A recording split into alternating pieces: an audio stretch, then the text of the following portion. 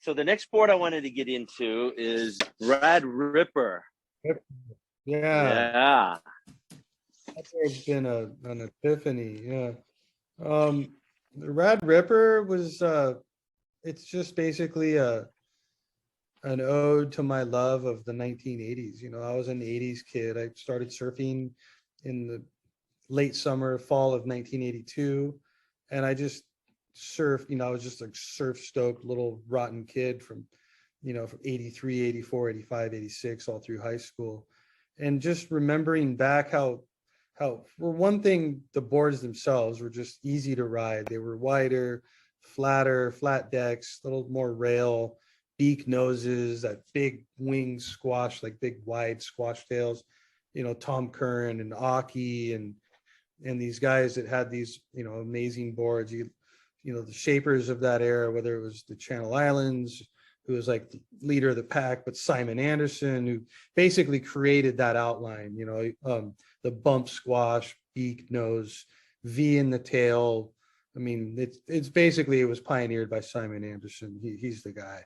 You know, but then there was so many creative and amazing, cool brands that did it in California, especially in the 80s, and Hawaii. Oh my God. Like, you think of Town and Country and these, you know, these Honolulu brands that had the brash colors and the amazing shapes, and logos were big and beautiful and in your face. And so the Rad Ripper is like it's like a tribute to that era of surfboards, but with a little bit of modern, you know, twist added to it. The Rad Ripper has a single concave under your front foot.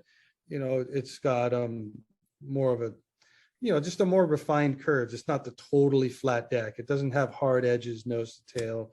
It's not quite as chunky clunky, but those 80s boards, you know, you can feel the influence when you pick up a Rad Ripper. Yeah. You know, And then that wide tail, I mean, this thing is huge. Yeah.